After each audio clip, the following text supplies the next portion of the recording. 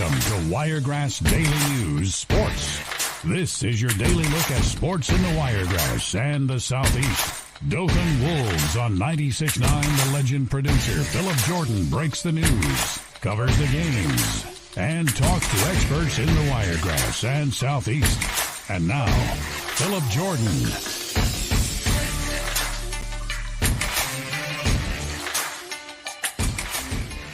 What's up, everybody? Welcome in to the Monday edition of Wiregrass Daily News Sports. I'm your host, Philip Jordan, the in-studio host and producer of Dothan Wolves football on 96.9 The Legend and Auburn writer for Last Word on college football. We had an interesting weekend of sports here in the Wiregrass in the Southeast. It's a bunch of cool stuff that happened over the weekend to discuss. Big win for Dothan over Enterprise on Friday night, 21-14. We will break that down. We'll go over what happened in the game, and you will hear from Jerry Coleman and Ken Lambert. We will replay the post-game show that you would have heard on 96.9 The Legend. And a little hint for tomorrow, Jerry Coleman will be my guest on tomorrow's show. So you get a lot of Jerry this week in the first part of the week anyways, here on Wiregrass Daily News Sports. And then we'll go over the rest of what happened around in the Wiregrass and high school football. Then we'll jump into college football. Alabama holding off Arkansas. Auburn not looking too good against LSU, and some other interesting things that happened there. And actually, we'll jump into some of the Southeast teams in the National Football League at the end of the show, let you guys know what happened there. And the Braves got eliminated toward the end of last week, 3-1 against the Phillies. I went to my Facebook page, Philip Jordan Sports. Go check it out. Please follow it. I really would appreciate it. And got your thoughts. What should the Braves do next? Should they make any changes, if any? What should happen with Atlanta? So we'll get into all of that. But real quickly, where you can find me in the podcast, find me on social media at PJordanSEC. Find the podcast over at WiregrassDailyNews.com or wherever you get your podcast. If you're on Apple Podcasts, please follow, rate, and review. Leave a review. I will read it on a future edition of the show. Hey, if you leave just 4 stars, you are a straight-up hater. You can also email me at sports.philipjordan@gmail.com. Now, let's jump into it.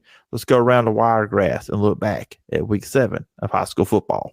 All right, and before we jump into high school football around the Wiregrass this past weekend, I do want to talk about this. I want to say this. My Saturday morning, I'll let you guys know a little bit about me. You know, we jump into these topics, these sports and everything, and that's kind of it. But let you guys know me a little bit too. That's one thing I'm excited about doing this, let people in the Wiregrass know who Philip Jordan is. So Saturdays, I'm all about watching college football. I'm kind of have things set. I am a college student going to Troy University online. I had one final thing to finish for this term. I was like, I'm going to finish that.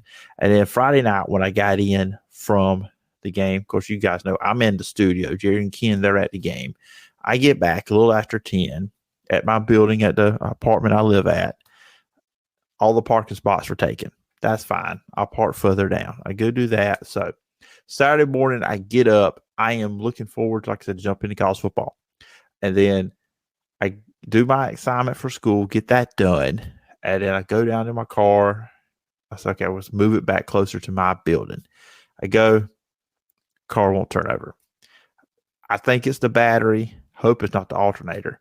So, long story short, get it jumped off. Stepdad come over. We took care of that, and I go over to Jim Whaley's, one closer on the south side of town, and look for them. I kept the car running. I went in and said, hey, I think I have a dead battery. Hope it's not the alternator, but maybe that. You guys check it. Also need an oil change. Look, I was way past due for that anyways. I was just going to say, shout out to Jim Whaley's. They got the car in there. They got it going. I probably wasn't there 45 minutes at the most. Got me a new battery. Got the oil change. Great service there. I just recommend Jim Whaley's to anybody out there. So thank you to Jim Whaley's. Big shout out to them for getting my car going. And I missed about the first half of the Alabama-Arkansas game. But that's kind of like what happened to me over the weekend. I just wanted to give a shout out to Jim Whaley. So the great work they do over there. That's why I've been a long-time customer of them. All right, let's jump into it. So Dothan Wolves win on Friday night, 21-14. Very excited game. And for Dothan, this is the first time as a 7A team they have beaten Enterprise. Of course, this is just year 5 of being as the Dothan Wolves. Let's see. Let's make sure I did that right. 19, 20, 21, 22, 23. Yeah, 5 years. I had to make sure I do my math right. Recording this late on a Sunday evening. So anyways, this is their first time since 2019 beating Enterprise, which that's when Dothan was still 6A, Enterprise was 7A. But since Dothan had moved to 7A, they had not beaten Enterprise. And going on the road, big game, playoff implications because things are tight in 7A Region 2. You basically have 5 teams battling for 4 playoff spots with Central at the top. And look, we can assume, and reasonably so, that is the team that's going to be the region champs. So you got Auburn sitting there at number 2. You got Enterprise, Dothan, Opelika. Now with 2 losses after this result, trying to fight for them final spots, maybe trying to get in there and get to that 2 spot if things could go your way. So big game. And this really was a defensive battle for most of the game between Dothan and Enterprise. Now, Dothan did get on the board first on their second series. They went for it on a 4th and 1. They were at the Enterprise 45. Tamarian Peterson handed it to A.J. Alexander. He rushes for 45 yards and a touchdown to go up 7-0 for the Wolves. 30 seconds left in the first quarter. Like I said, defensive struggle for most of the rest of the game into the second half. Enterprise ties the game in the third with 7-11 on a 42-yard run by Amari Griffin. He set up the 10-yard touchdown for Keon Dunlap. So it's tied 7-7. The teams are trading punts. It's still a physical defensive game. Then Dothan goes on a 66-yard drive. They overcome some penalties on a 3rd and long. Sam Broadway hits Donovan Jones for a big play, and then A.J. Alexander would capitalize with a 1-yard touchdown to put Dothan up 14-7 with 6:14 left there in the fourth. And then quarterback Eric Winters on a quarterback draw goes 68 yards for the touchdown to tie the game at 14 with 4:24 remaining. So it seems like Enterprise got the momentum at that point. They were doing a 2-quarterback system. We'll get into that more with Jerry Coleman tomorrow. I've already recorded an interview. We recorded it on Sunday evening. Dothan gets the ball back, and what do? They go with some trickeration. Sam Broadway takes a snap. He passes it backwards to Jaden Barnes, and he finds an open Jalen Corbett for the touchdown. Then Enterprise would move down the field, threaten, try to get into the end zone. They weren't able to do it. Dothan holds them out, and Dothan had a 21-14 victory on Friday night against Enterprise. Now, I promise this at the top, I'm going to play you guys. This is something new we're going to try to do here for the rest of the season. I'm going to play you guys the post-game segment with Jerry Coleman and Ken Lambert breaking down the Dothan Wolves' 21-14 win over Enterprise. It's Dothan High School Wolves football on your home for great country legends. 96.9 The Legend. Time now for the Dothan Wolves post-game show. Back to the stadium for the post-game wrap-up with Jerry Coleman and Ken Lambert on 96.9 The Legend. Wow, what a game we saw tonight. Dothan victorious 21-14 over the Wildcats of Enterprise in a kind of a unique play there toward the end. Enterprise used their last timeout. Axon tried to roll out right. They had no more timeouts left. And tell you what, Xavion Ibarra came up with a big tackle, pushed out of bounds with no time left. Kind of wondering why, Ken, they didn't spike the football. I think they just tried to see if we'd fall asleep in somebody in the end zone. I think so. They thought, we were thinking they're going to clock it. They had an extra play. They could have come back, would have had time, but thought they would catch us, as you said, sleeping, well covered in the end zone. My question, and the way it ended, I thought as he was rolling out, I thought he stepped out before he threw it. We actually intercepted it in the end zone, but the officials looked at it and said, no time on the clock. That's it. It happened so quick, and the teams have already left the field except for the Dothan Wolves down in front of the Dothan band as they're playing the alma mater and singing. So wow, what a football game. We're trying to catch our breath and really collect exactly what happened here. But that one was back and forth. What a fourth quarter of football. Well, we kind of kept our eyes on the officials, see what they called. They did call him out of bounds. They looked at the play clock, game clock, nothing left. And then when they started heading to the end zone, I thought, it's a ball game. Yeah. And you could see our coaches react to it, our players. I think I was a little stunned, thinking they may have another play. But then again, they were also trying to tackle the receiver, the defensive back who intercepted the football. I tell you what, it's as you look, and Jerry, you talked about it in the stats earlier when you were just talking about points scored and points given, how close these two teams were in that stat. I tell you what, these are really two evenly matched football teams. It was a game of big plays, two big runs, and then, of course, the halfback pass that we had there, a great play call late. That changed the tide. We just saw the momentum go back and forth, and that really changed the tide. Defense stepped up, kind of gave us a chance to catch our breath, because I tell you, we were limping a little bit there and trying to stretch some things out because it was a really physical third quarter. But the Wolves came alive the fourth quarter, and what a football game. Well, a week off can't come, I think, at a better time than after this game. We had a few guys made it. Very physical game on the field. And one thing, you can't, I don't know, describe it, but, Coach Kennedy was over here for about 3 years, 2 years ago for 3 years. And you saw a lot of his players come over and hug him and congratulate him, and him doing the same. And you could see, it's kind of funny from up top. You could see him looking for players and players looking for him. Yeah. So you can tell the impact that Jeff Kennedy had on these players that now seniors, but they were, of course, sophomores and some freshmen when he was here, spent his time at Enterprise.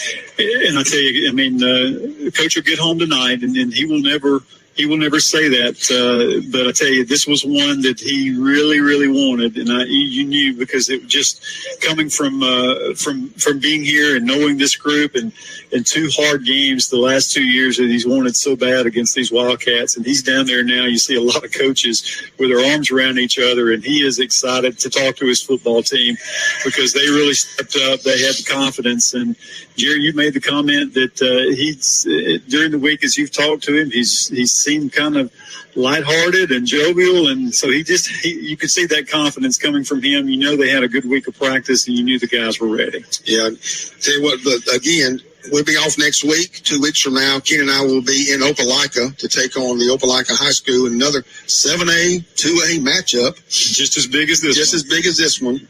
So be a good week to kind of take off and get our breath, and I'm sure the coaches will go scout some more film and see Opelika next week. So for Ken Lambert, Jerry Coleman, we're going to say so long from Wiregrass Stadium, Bill Bacon Field, where tonight Dothan 21, Enterprise 14. Stay tuned for the Philip Jordan final scoreboard from all the scores around the Wiregrass in our region and also the Panhandle of Florida.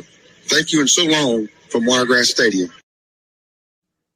All right, there you go. That was the post-game show that you would have heard on Friday night after Dothan's 21-14 win over Enterprise. And we got 2 more regular season games left. Like you said, Dothan will be off this Friday. It also means no coaches show this Thursday as well. But be back next week on the 26th, the coaches show, and the 27th when Dothan travels to play at Opelika. And then the following week, they'll close out the regular season at home against Jag High School, formerly Jeff Davis. And then, of course, we're all assuming and believing playoffs. And hopefully the things can go right and Dothan can get a first round and second round playoff game. So let's jump into 5A Region 2. Charles Henderson defeated Eufaula 51-31. Charles Henderson is now 4-3 on the year. Eufaula drops to 5-3, 3-1 in region play. A little bit more on that in a second. Charles Henderson jumped 21-0 early. Eufaula denied chance to win the region on Friday night. Eufaula did get within 24-19 in the game. Good games by both quarterbacks on Friday night between these two. For Charles Henderson, quarterback Parker Adams was 11-15 for 180 and 2 touchdowns. Enterprise quarterback Browning Anderson had 246 yards for 2 touchdowns. He was 18 for 27. Headland defeated Carroll 52-22. Headland outscored Carroll 36-0 in the final 26 minutes of the game. Carroll did have a 22-16 lead in the second quarter. Headland goes up in the game after Jackson Williams' touchdown late in the half, and then Kendrell Corbett returned a bad punt snap, and that gave Headland a 32-22 lead, and they did not look back after that. Then Rehoboth defeated Greenville 21-18. This is Rehoboth's third straight win, and now they are 2-2 in region play. And looking at 5A Region 2, the standings, Headland and Eufaula sit at the top, both at 3-1. Charles, Henderson, Rehoboth, and Carroll are all tied at 2-2, and Greenville's 0-4. There's only 6 teams in 5A Region 2, so 4 of the 6 go in. So the way it's looking now, Carroll, Rehoboth, Charles, Henderson, you could have a good team that does not make the postseason. So these next couple of weeks are going to be quite interesting in 5A Region 2. In 4A Region 2, just the Wiregrass teams, we're going to look at the scores. Dale County defeated Geneva 37-30 to improve to 3-5, 2-3. Geneva is now 2-6, 1-4 in region play. Tristan Smith had a touchdown with 45 seconds left for Dale County, and overall he had 205 yards and 2 touchdowns, and he also had an 18-yard receiving touchdown. Andalusia defeated Slocum 42-6 to continue their undefeated season at 5-0. Slocum is now 1-6, 0-5 region play, and they are eliminated from postseason play as well. Looking at 4A Region 2, the standings there, both Andalusia and Catholic Montgomery are both 8-0 overall, 5-0 in region play. Booker T. Washington sits at third at 4-1, 5-2 overall. Dale County and Montgomery Academy are both tied at 2-3 in region play. So Dale County in the mix for a potential playoff spot. So these next couple of weeks, we are in playoff time. Yes, the postseason has not started, but a lot of these teams are in playoff mode because now each win, each loss is magnified now. So you're trying to get in to the postseason. 3A Region 2, Providence Christian defeated Pike County 46-26 to go to 5-2, 5-0 region play. Pike County drops to 3-3 in region. For Providence, quarterback Craig Pittman, big game, 279 yards and 4 touchdowns. Houston Academy defeated Northside Methodist 42-7 to go to 6-1, 4-1 in region play. Northside is 2-5, 1-4 region play. For Houston Academy, quarterback Caden Mitchell threw for 250 yards and 4 touchdowns. Opp defeated Daleville 33-14 to go to 3-4, 3-2 in region play. And Strawn defeated New Brockton 41-12. Parker Black had 3 interceptions in the game. He returned 2 for touchdowns. There was 10 combined turnovers in this game. But Strawn, they go to 6-1. They're 5-0 in region. And then New Brockton's 1-6, 1-5 in region play. And looking at 3A Region 2, now this is a region with 9 teams. So constantly, week after week, you're battling in region play in this region. Strawn is 5-0, 6-1. Providence is 5-0. So they are tied. They do not play each other this week, but that matchup is coming. Houston Academy is in third place right now, 4-1. Opp sits at 3-2, but Pike County's right behind them at 3-3. They've played one more region game than Opp, and that kind of happens when you have an odd amount of teams in a region. Then you have Ashford and Northside at 1-4. We talked with head coach Dave Stapleton last week. Ashford's got an opportunity. Yes, he hears 1-4, but they're playing well. 2 wins in a row. They played very close with Strawn before that. They've got some winnable matchups coming up. So Ashford could make a push. So watch out for Ashford here in 3A Region 2. Then you got Daleville at 1-5, 2-6 overall, and New Brockton at 1-5. They're toward the bottom of 3A Region 2. In 2A Region 2, Cottonwood continued their undefeated winning ways, defeating GW Long 48-15. Cottonwood, like I said, 6-0. They're 5-0 in region play. They're 1 win away from clinching the region there. GW Long falls to 5-2, 4-1. Braylon Morris for Cottonwood, 7 total touchdowns. He had 204 on the ground, 6 touchdowns. He had an 11-yard touchdown pass to Cleet Mel. He was 5-7 for 49 yards through the air. Ayrton defeated Abbeville 54-20 to go to 4-4, 3-2 in region play. Abbeville drops to 1-7, 1-4 in region play. Quarterback Ian Sin for Ayrton had 158 yards and 3 touchdowns, and he also ran for 77 yards on the ground. Wicksburg defeated Sampson 55-0 to go to 4-3. They are 4-1 in region play. They had 42 second quarter points, and Mason Burkhart had 107 yards, 2 touchdowns on the ground, 202 through the air, and 3 more touchdowns. He was 14 of 18 passing. And Zion Chapel defeated Geneva County 18-0 to go to 4-4, 2-3 in region play. and then Geneva County is still yet to win a game. So now looking at 2A Region 2, 3 teams have clinched playoff spots. That is Cottonwood, GW Long, and Wicksburg. Like I said, Cottonwood is 5-0. GW Long and Wicksburg are both 4-1, so they're still trying to figure out that number 2 spot. Ayrton sits at 3-2 with Zion Chapel. They're at 2-3 in 2A Region 2 so far. And then in 1A Region 2, Elba defeated Georgiana 38-6 to continue their undefeated season at 7-0 and 5-0 region. Georgiana is now 6-2, 5-1. That was their first region loss. Alvin Anderson had 221 yards and 4 touchdowns in the game. Houston County defeated Pleasant Home 35-7 to improve to 3-5 and 2-4. Isaiah McKenzie had 112 yards and 2 touchdowns for Houston County. Other scores in 1A Region 2, Florala defeated McKenzie 36-34, and Red Level defeated Kinston 31-29.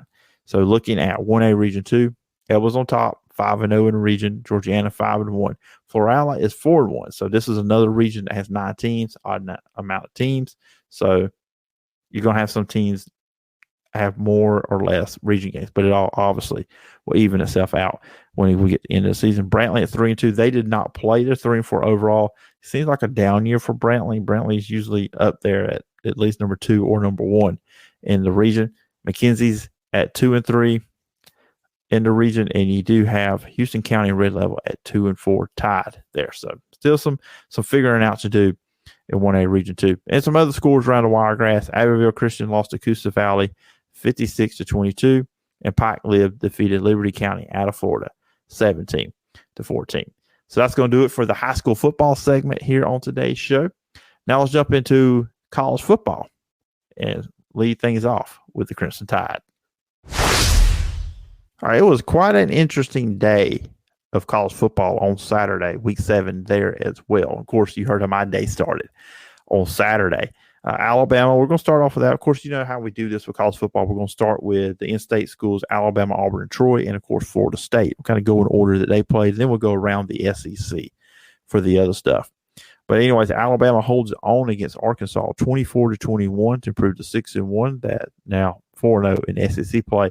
For Arkansas, 2-5. They're 0-4 in SEC play, but pretty much all these losses have been close. This is their 5th straight loss. Outside of the A&M loss, they've been close. BYU, Ole Miss, LSU, and now Alabama. Alabama built a 24-6 lead early in the second half in this one. They were up 21-6 at halftime. And I'll say this, Arkansas did have some early success against Alabama, moving the ball, and they were getting pressure on Jalen Milroe. That continues to be an issue for Alabama, pass protection at times.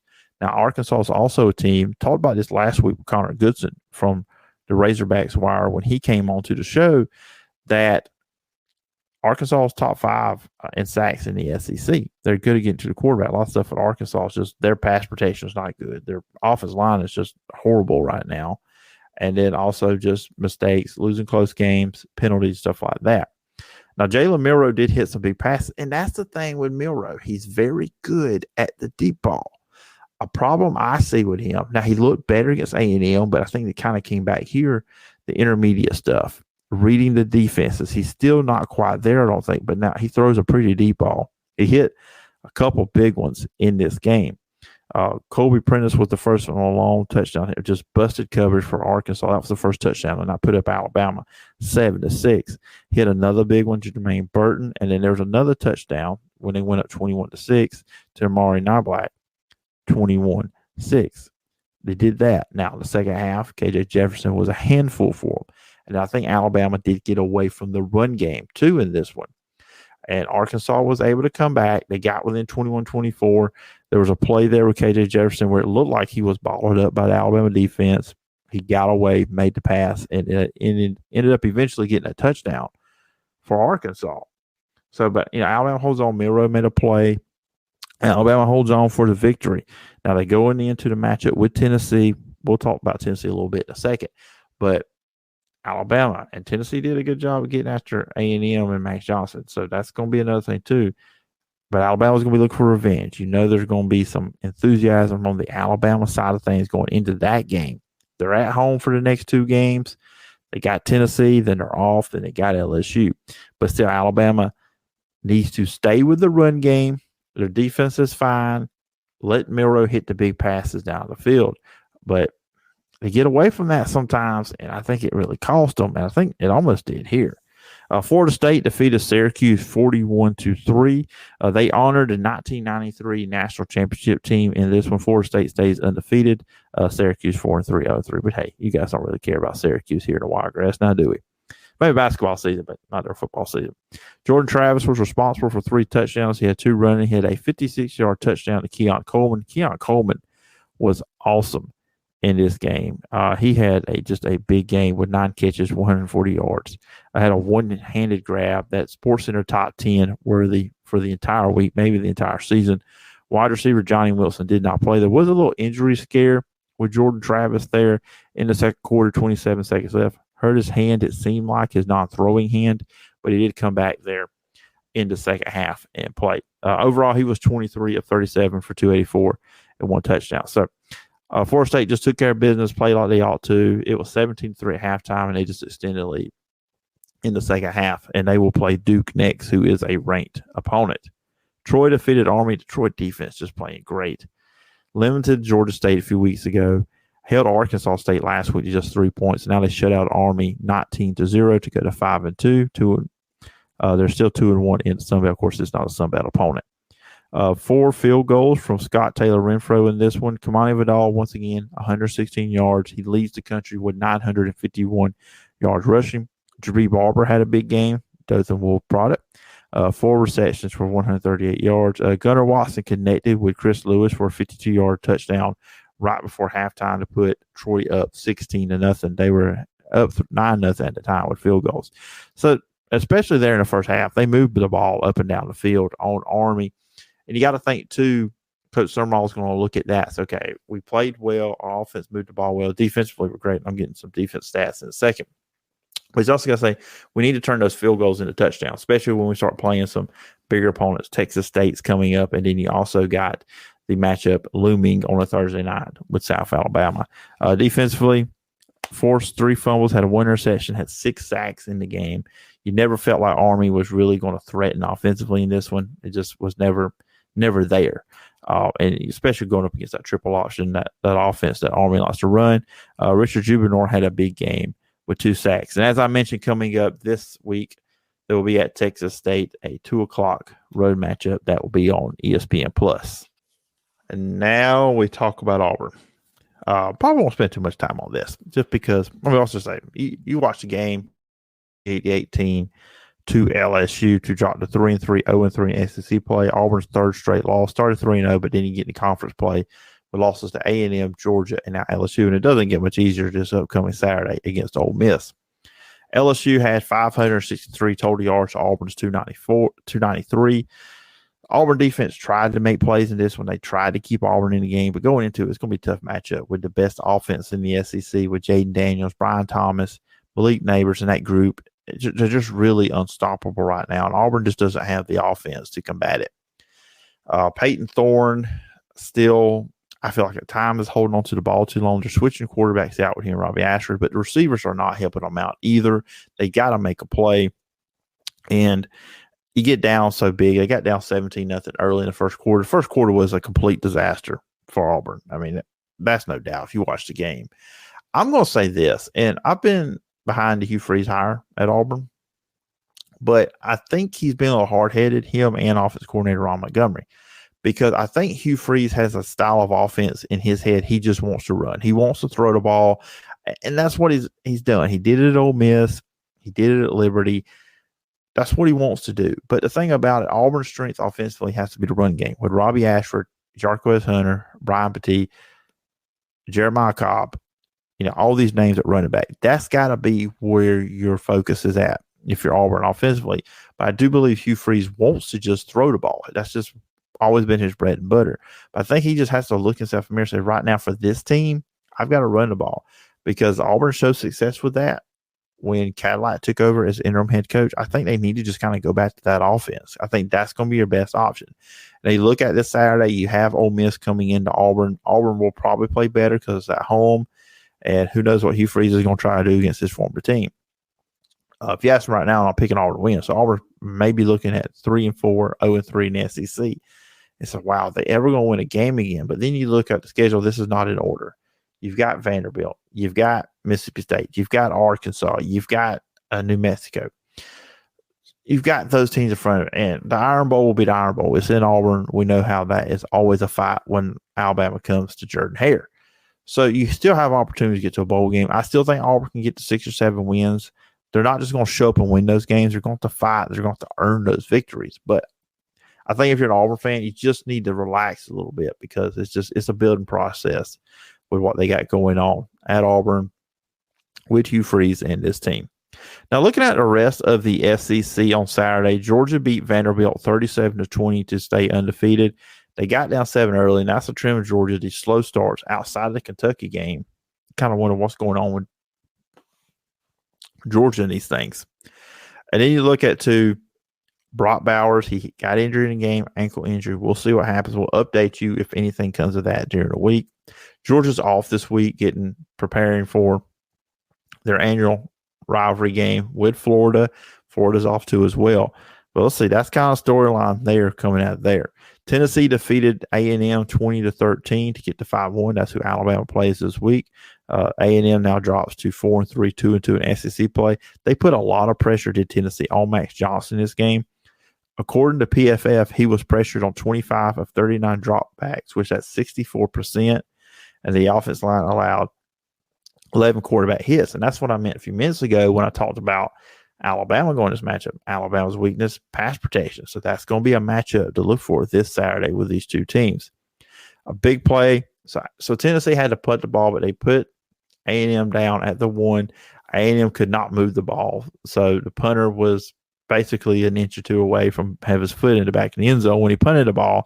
And then D. Williams, 39-yard punt to go up 14-10. So the punt, getting them down there really set it all up because you're not going to punt it as far when you don't have the distance between the line of scrimmage and where you catch it and all that stuff.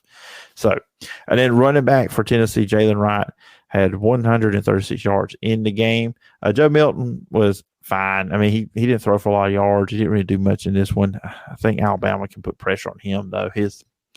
It's obviously Tennessee's not as explosive as an offense as they were last year with Hendon Hooker and those receivers, but still, defensively, Tennessee's improved, and it seems like they're a team that can get after you up front. Fun game here. Florida defeated South Carolina 41-36 to get a 5-2. I thought 5 wins was all Florida was going to get going into the year because I'm not a big Graham Mertz guy.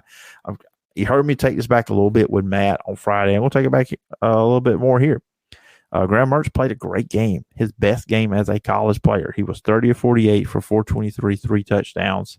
On the season, he's 76%, almost 1,900 yards passing, 12 touchdowns, just 2 interceptions. I always thought interceptions was an issue with him, but he is flourishing with Billy Napier and this Florida offense. He hit Ricky Pearsall for a 21-yard touchdown with 47 seconds left. Pearsall had 10 catches for 166. South Carolina had a 37-27 lead. In the second half, Florida fights back, and then Spencer Rattler, South Carolina, got the ball back. He throws an interception picked off by Miguel Mitchell.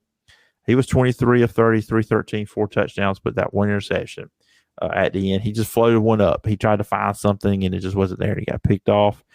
And he's been solid throughout the year. 11 touchdowns, 4 interceptions, a little over 1,700 yards passing, 74%. But now you look at South Carolina, they're 2-4. There was probably a lot of optimism coming in this year after success of the last 2 years. Spencer Rattler coming back, but it's going to be hard for them to find 4 more wins to get bowling. All right, the final game, Missouri defeated Kentucky, number 24 Kentucky, 38-21 to go to 6-1, 2-1 SEC play. Kentucky's two straight losses. They started 5-0. They're now 5-2 and 2-2 in SEC play. Kentucky looked good early. They jumped up 14-0. Missouri then took over 38-7 after that. It was actually 21-20 Kentucky going to the fourth quarter. Brady Cook with a running touchdown to take the lead there. And then it was all Missouri there in the fourth quarter. But what really triggered some momentum for Missouri, punter Luke Bauer, fake pass to Marquise Johnson for a 39-yard touchdown. That really sparked Missouri in the game. They took over. And Devin Leary, interceptions. He was 14-27 for Kentucky, 120 He threw 2 touchdowns. He ran for 1 too, but he also had 2 interceptions. Ray Davis running back 128 in the game. Brady Cook was solid in this one. He did throw an interception. Gofford didn't throw one for almost a year now. In the last 2 weeks, he's got 3.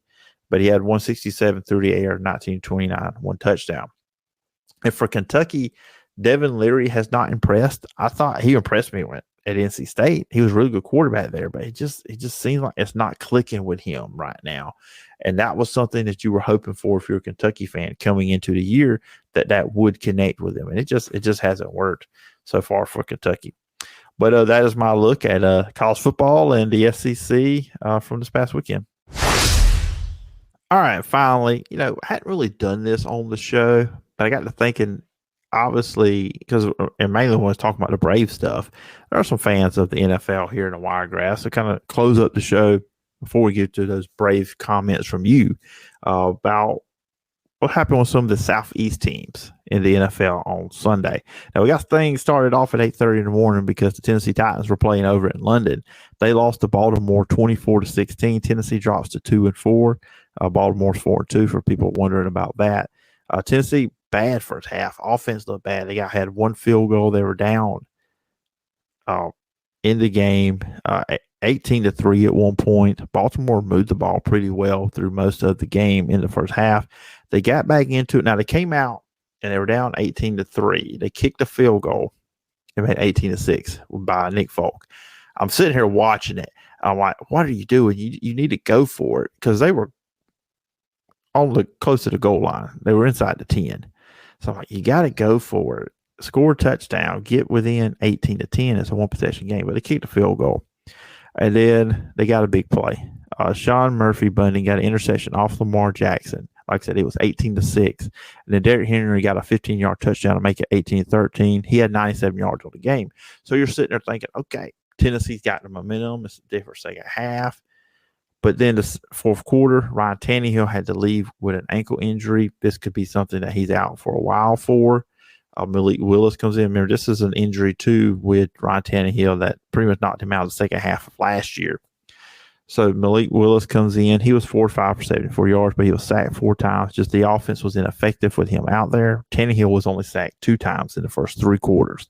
So Baltimore was able to hold on and get the win. I think if Tannehill stays in and he doesn't get hurt, I just feel like it's a different game. I really do. The Atlanta Falcons got defeated by the Washington Commanders 24-16. Both teams are now 3-3. Atlanta's quarterback, Desmond Ridder, that's the story here. 3 second half interceptions. Atlanta won when they were down 24-10, and they went for 2 when they got 24-16. I don't understand. There was plenty of time. I don't understand why you're going for 2 here. So after you score a touchdown, you got to get that 2 back. I get it if you were down by 7 and it's in the game. You're just okay, we're not going overtime. We're just going to win it. Drake London had a good game for Atlanta for 125 off 9 catches. But again, Desmond Ridder, 28-47, 307 yards, 2 touchdowns, but the 3 second half turnovers. It's the second time in 3 weeks he's had 3 turnovers. So now you're looking, okay, this is the second year. Is this the guy? Is he going to be our quarterback? Played really well last week in the comeback victory against the Houston Texans, but now to turn the ball over. So if the turnovers become a trend, you got to start looking at yourself with this Atlanta franchise that maybe this just isn't the guy. And Jacksonville defeated the Indianapolis Colts 37-20 for Jacksonville, taking over first place in the AFC South. Go to 4-2. Indianapolis is 3-3. Gardner Minshew in for Anthony Richardson, and that's pretty much looking like that's going to be for the foreseeable future. And this game wasn't even close as the scoreboard shows. Jacksonville was up 31-6 late in the second half. The Colts got some scores kind of, when Jacksonville's probably playing a softer defense and relaxing. They put a lot of pressure on Gardner Minshew. He turned the ball over 4 times. Jacksonville leads the NFL in that category with 15 takeaways on the season. He had to throw the ball 55 times, 327. Like I said, 3 of those turnovers were interceptions. Of course, he used to play with Jacksonville, so people seeing this in Jacksonville today, they're probably say, oh, yeah, we remember this. Trevor Lawrence was solid. He had a solid performance, 20 of 30, 181, 2 touchdowns. He did throw 1 interception. He was favoring his leg toward the end of the game. Press conference, he didn't show a limp, so that's going to be – they have a matchup with New Orleans. It's Thursday. Jacksonville's never won in New Orleans, so pay attention to that there. In the battle of former Alabama quarterbacks, Miami and Carolina, Miami won 42-21. Of course, Tua versus Bryce. Miami's now 5-1. Carolina is still looking for their first win of the season, sitting at 0-6. Carolina did come out and played well, really good early. They got a 14-0 lead. Bryce even had a touchdown pass to Adam Thielen. They go up 14-0 on the game. Bryce Young was 23-38, 217, one touchdown. But the problem's still the same here. He's getting sacked a lot of pressure. He got sacked 4 times in the game. Like I said, they got up 14-0, but then the Dolphins offense started to cook. Tua was 21-31 for 262 and 3 touchdowns in the game. Running back Raheem Mostert had a really big game here. 115 yards, 2 touchdowns, and 1 receiving touchdown. And of course, you say Tyreek Hill. They couldn't guard him. There was one time they called him in single coverage, got past the defender. 6 catches, 163, and 1 touchdown. In the Big Easy, Houston defeated New Orleans 20-13. Both teams are 3-3. C.J. Stroud, rookie quarterback at Ohio State, 199, 2 touchdowns. New Orleans had opportunities late in the game to tie. They were stopped twice in the final 5 minutes. Carr had a 4th-and-4 attempt to Kamara. It was short. That was about 4.5 left in the game. And then they got the ball back.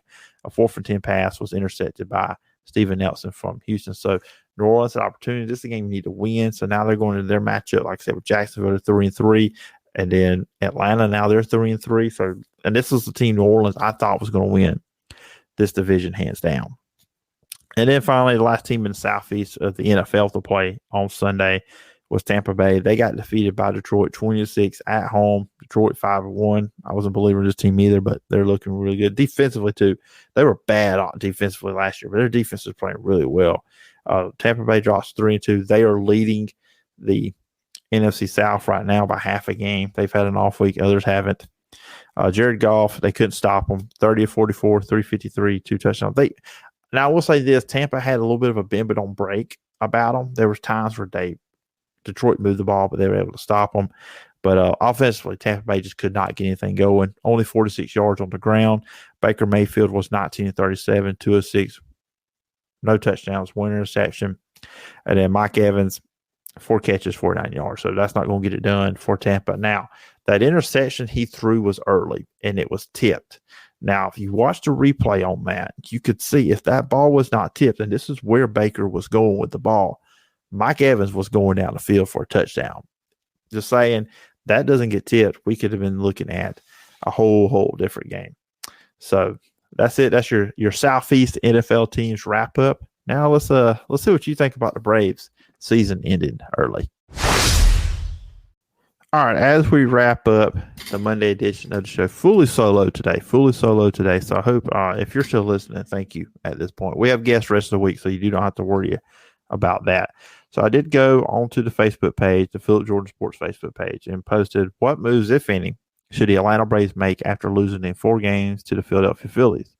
And I said we will discuss on Wiregrass Daily News Sports. So here are the comments.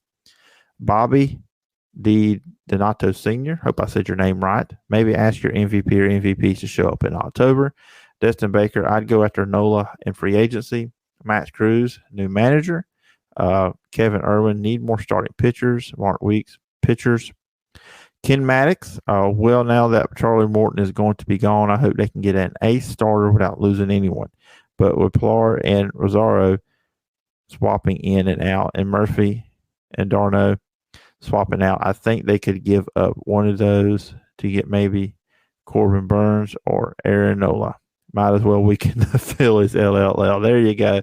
Get better and knock down your enemy at the same time. And then Richard Holdridge, no moves. They just need to get healthy. And I think that's the best thing. It's just, I saw an article talking about the Braves, how you had like guys like Freddie Freeman the year they won the championship, and other players too. But you had that leadership quality there, and maybe they don't have that with this team. Maybe there's not that 1 or 2 guys that stands up and say, hey, okay, leadership. And it's kind of funny to the Braves that, look, I'm 36. I turned 37 this month. I remember, and I know about the 90s and the early 2000 Braves too. It's kind of something that happened. They'd have a great year, be the best team in baseball throughout the entire year. And then playoffs come around and they struggle. So we'll see what they do. It'll be interesting. We'll keep up with it. We'll keep up with it here. Of course, we know Braves fans here in the Wiregrass, so we'll keep up with everything that happens with the Atlanta Braves. And that's going to do it. That's going to do it for this edition of Wiregrass Daily News Sports. Flying solo. Usually have somebody lined up on here even on Sundays. Didn't work out for today. But anyways, I hope you guys enjoy it. Me rambling on my little story about my car, kick off anything. Hope you enjoyed hearing the post-game show from the Dothan Wolves game. We'll get that next week because we don't have a game this week, but we'll do that for the next two games with Opelika and Jag in any playoff games too as well.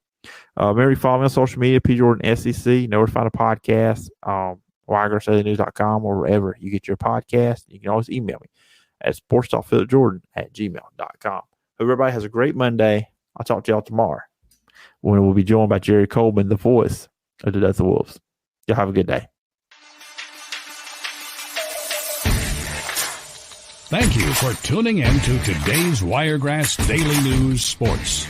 Make sure to tune back in tomorrow for more of the sports you love in the Wiregrass. Check out the podcast at wiregrassdailynews.com or wherever you get your podcasts. Continue the conversation and connect with Philip on social media at P. Jordan SEC.